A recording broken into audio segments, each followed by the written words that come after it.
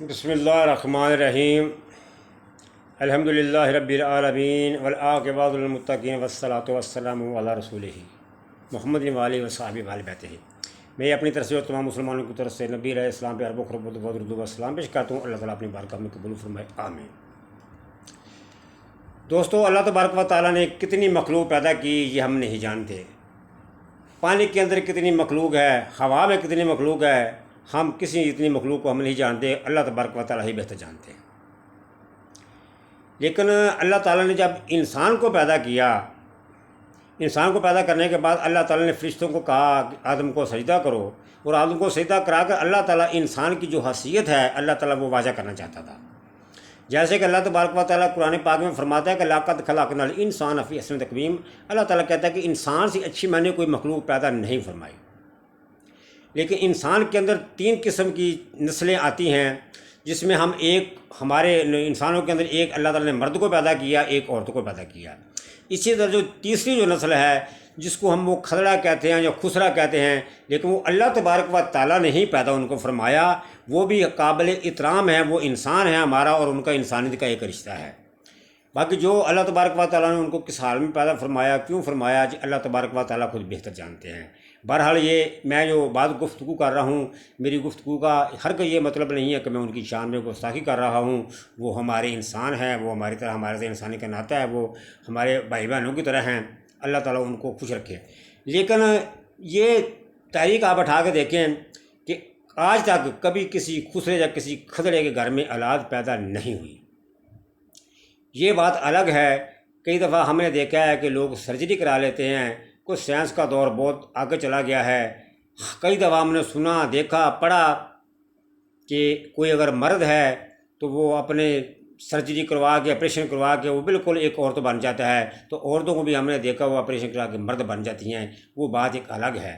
لیکن اگر کسی کی سرجری بھی نہ کروائی ہو، بالکل پتہ ہو کہ یہ کھدڑا ہے، تو اس کے گھر میں بچے کی امید لگا کے بیٹھ جانا، یہ کتنی نالائکی کی بات ہے۔ تو پھر پورے کا پورا محلہ ڈھول اور چمٹے سب بھینسیاں لے کر اس کے گھر میں جا کے بیٹھ جائے، وہ امید لگا کے بیٹھے بس اب اس کے گھر میں بچہ پیدا ہونے والے، ہم خوشیاں منائیں گے، تو یہ کتنی نالائکی کی بات ہے۔ اس طرح جناب محترم، ہمارے جنگیر ترین وہ خسرے، وہ کھدڑے ہیں جن کے گھر میں بچہ پیدا ہونے کی امید لگا کر بیٹھے ہوئے ہیں۔ یہ سوال ہی پیدا نہیں ہوتا، کبھی خسروں کے گھر، کھدڑوں کے گھر میں کبھی بچے پیدا نہیں ہوا کرتے۔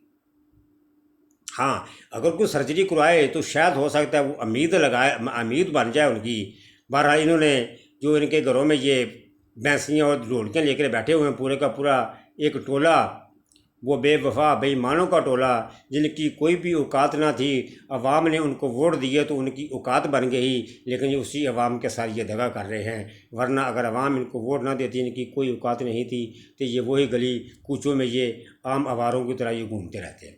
بہرحال انہوں نے پھر جنگیر ترین کو انہوں نے پھر یقین دلایا کہ ہم تیرے پیٹ سے بچہ نکال کر رہیں گے، بچہ تیرے اندر سے ہم پیدا کر کے رہیں گے۔ لیکن یہ کتنے نالائق ہیں اور کتنے ناسمجھ ہیں۔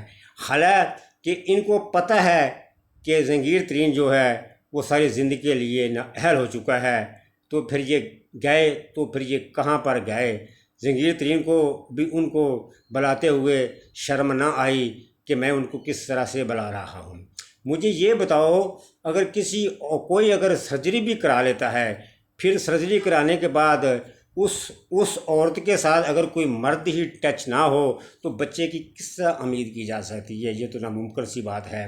انہوں نے کہا کہ ہم اسمبلی میں آئیں گے، قرارداد لائیں گے، ہم جو آپ کے اوپر جو توہین لگی ہوئی ہے، سزا کے لیے جو آپ کو نااہلی لگی ہوئی ہے، ہم اس کو ختم کر دیں گے۔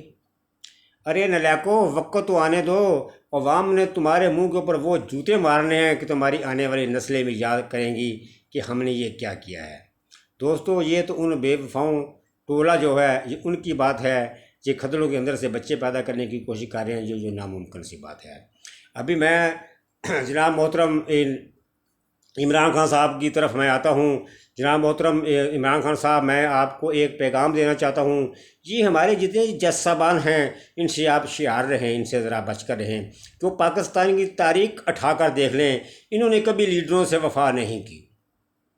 انہوں نے جب بھی وفا کی، چوروں سے کی، بدماشوں سے کی، جرنیلوں سے کی۔ کوئی اور بھول گیا ہو تو بھول گیا ہو، ورنہ میں نہیں بھولا۔ راتوں رات پھر یہ ڈوگر جو کوڑ بن جاتی ہے، یہ بھی جج ہی بنانے والے تھے۔ مجھے وہ سیاہ رات یاد ہے جب آپ کی حکومت کو راتوں رات اس جج صاحب نے، میں معذرت سے ان جج صاحب سے یہ پوچھتا ہوں، عمر بندیال صاحب سے، کیا وہ اس رات کو کیا عین کچھ اور تھا جو آپ ایک ایک منٹ کی بات کر رہے تھے کہ ایک منٹ کے بعد وقت ختم ہو جانا ہے، پھر عین کی توہین ہو جائے گی، قانون کی خلاف ورزی ہو جائے گی؟ کیا سارا دن اسی سیاہ رات کو سارا کچھ ہونا تھا؟ اب آپ کا قانون، اب آپ کا عین کہاں پہ گیا ہے؟ یہ کتنی انہوں نے عین کی دچیاں کھیڑ دی ہیں، کتنی قانون کی لاپرواہی کی ہے۔ آپ نے کیوں پورے ٹبر کو نہل قرار کیوں نہیں دیا؟ آپ ڈھونڈ کیا رہے ہیں ان کے اندر سے؟ کبھی آپ ان کو الیکشن کا ٹائم آگے بڑھانے کے لیے کہتے ہیں، کبھی آپ ان کو مذاکرات کے لیے کہتے ہیں۔ کیا بات تو وہی ہے نا کہ آپ لیڈروں سے وفا نہیں کیا کرتے۔ پھر آپ یہ کیا کہہ دیتے ہیں جی فلاں وہ جج صاحبہ کے ساتھ ان کو توہین کر دی، وہ جج صاحبوں کو یہ بول دیا۔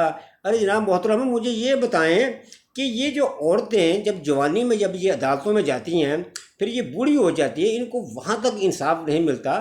مجھے آپ یہ بتائیں، توہین یہ ہے کہ جو آپ کہہ رہے وہ ہیں؟ توہین تو یہ ہے جو اب ساری زندگی آپ خواتین کی عدالتوں میں بلا بلا کے کرواتے رہتے ہیں، لیکن ان کو کوئی انصاف نہیں ملتا۔ لیکن میں خان صاحب کو پھر سے یہ کہتا ہوں کہ ان سے ہوشیار رہیں، انہوں نے کبھی لیڈروں سے کبھی وفا نہیں کی۔ آپ کو یاد ہوگا ایک وہ 2.5 فٹ کا جج جو ہمارے عظیم لیڈر کو بھٹو کو جو سائے موت دے کے چلا گیا، پھر وہ مولوی مشتاق صاحب پھر جو اپنی ضد پہ اڑا رہا، اس نے بھی ہمارے لیڈر کے ساتھ دشمنی لینے میں کوئی کسر نہیں چھوڑی۔ لیکن اللہ تبارک و تعالیٰ کا، اللہ جل جلال کا قانون دیکھو، وہ مولوی مشتاق جب مرتا ہے تو شاید کی مکھیاں اس کے حملہ کرتی ہیں، اس کے اپنے بھی چھوڑ کر لاش کو بھاگ جاتے ہیں۔ یہ عبرتیں ہیں۔ لیکن اس لیڈر کا نام لینے والے، بھٹو کا نام لینے والے پاکستان میں آج بھی زندہ ہے، کل بھی زندہ رہیں گے، لیکن ان ججوں کو نام لینے والا کوئی نہیں ہے دنیا پہ۔ جناب بندیال صاحب، اگر آپ سے، میں معذرت سے، اگر آپ سے فیصلے نہیں ہوتے، اگر آپ کے اوپر اتنا پریشر ہے، تو سب سے بہتر ہے قلم پکڑیں، 2 حرف لکھیں تو گھر میں عزت سے بیٹھیں، ورنہ پاکستانی عوام تو آپ سے انصاف کی توقعات کی بیٹھی ہے۔ میں رب جلال کی قسم اٹھا کر کہتا ہوں، میں اپنے طور پہ کہتا ہوں، میں یہ سمجھ رہا تھا کہ جس طرح ان پٹواریوں نے عدالت کے حکم کو نہیں مانا، پاؤں کے نیچے رونگ دیا ہے، تو میں رب جلال کی قسم اٹھا کر کہہ رہا ہوں، میں کہہ رہا تھا کہ ہمارے بندیال صاحب ان کو نااہل قرار دے دیں گے۔ لیکن پتہ نہیں بندیال صاحب جو ہیں وہ کس طرف قلم چلاتے ہیں، وہ کیا سوچ رہے ہیں، کیسی قانون ہے؟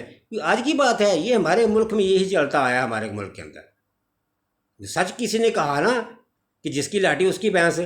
پھر دوسری جو مثال دی ہے، یہ بھی میں قسم اٹھا کر کہہ رہا ہوں، میں اپنے تجربے سے کہہ رہا ہوں، میری 62 سال اگر عمر ہے میری، میں اپنے تجربے سے میں یہ کہہ رہا ہوں، یہ بات واقعی کسی نے صحیح کہا ہے کہ پاکستان کا مطلب کیا، بنگلہ بنا اور اپنے گھر کو جا۔ یہ حقیقت بات ہے۔ کوئی چیف جسٹس صاحب آتے ہیں، وہ اپنی 3 سال نوکری کر کے السلام علیکم، کوئی چیف آرمی آتے ہیں، اس کو بھی 3 سال کرنی ہوتی ہے، السلام علیکم۔ کسی نے کبھی ملک کے لیے، آج مجھے یہ بتائیں، پاکستان کی تاریخ 75 سال کی تاریخ کے اندر کسی ایک جنرل کا بھی نام بتا دیں جس کو پاکستان کی عوام سنہری لفظوں سے یاد کرتی ہو؟ پھر کسی ایسے جج کا نام مجھے بتا دیں جس کو پاکستان کی عوام سنہری لفظوں سے اس کو یاد کرتی ہو؟ کیوں نہیں کرتی؟ کیوں جو طریقہ کار ہے ملک کے اندر، نہ کبھی کسی کو انصاف ملتا ہے، نہ جو ہمارے جنرل صاحب جو جتنے بھی ہمارے چیف آف آرمی آتے ہیں، نہ وہ اپنی حدود میں رہتے ہیں، حدودیں پھلانگتے رہتے ہیں۔ یہ ملک کا کیا نظام ہے؟ اگر کسی کو کچھ نہیں کرنا، لوگوں کو پکڑو جو آپ کام کر رہے ہو۔ میں معذرت سے ایک لفظ میں آخر میں جملہ بولنا چاہتا ہوں کہ بندیال صاحب جو ہیں وہ بھی بال بچے دار ہیں، ہو سکتا ہے ان کو بھی ڈر ہو، دوسروں کو بچوں کو یہ پکڑ لیتے ہیں تو ہو سکتا ہے ان کو بھی کوئی ڈر ہو کہ ان کے بچوں کے ساتھ بھی کوئی زیادتی نہ کریں، اس لیے وہ خاموش ہیں، ان کی مجبوریاں ہوں۔ بہرحال آپ کی مجبوریاں ہیں جی، آپ ہی جانتے ہیں۔ بہرحال ہم تو آپ سے انصاف کی توقعات لگائے بیٹھے ہیں۔ انصاف تو ہمیں انشاءاللہ ملے گا ہی، یہاں نہیں تو وہاں ملے گا، یہ تو ہمارا ایمان ہے۔ لیکن یہاں پر اگر آپ انصاف دیں گے تو آپ بری ہو جائیں گے، اگر وہاں جا کر آپ کو دینا پڑے گا تو پھر آپ کا بچنا بہت مشکل ہو جائے گا۔ اسی کے ساتھ پروگرام ختم کرتا ہوں۔ ناظرین، اگلا آنے والا میرا پروگرام جو ہے اس کو دیکھنا مت بھولنا۔ میں اس پروگرام میں آپ لوگوں کو یہ بتانا چاہتا ہوں، یہ جو انہوں نے بچڑ جو تیار کیا ہے، یہ بچڑ پتہ کون سا بچڑ ہے؟ وہ جس میں اچار ڈال کے بناتے ہیں، اس کو مرتبان کہتے ہیں۔ یہ اس بغیر کے مرتبان کے اندر انہوں نے بیٹھ کر یہ بچڑ بنایا ہے۔ میں آنے والے پروگرام میں اگلے میں بتاؤں گا اس بچڑ کا عام لوگوں کو نقصان کیا ہے؟ فائدے کی بات چھوڑ دیں آپ، اس میں نقصان ہی نقصان ہے۔ آئندہ آنے والا میرا پروگرام، نیکسٹ پروگرام میرا ضرور دیکھنا۔ میں آپ لوگوں کو صرف اتنا میں نے بتانا ہے کہ اس بجٹ کے اندر عام لوگ کا صرف نقصان ہی نقصان ہے، فائدہ کہیں بھی نہیں ہے۔ السلام علیکم ورحمۃ اللہ وبرکاتہ۔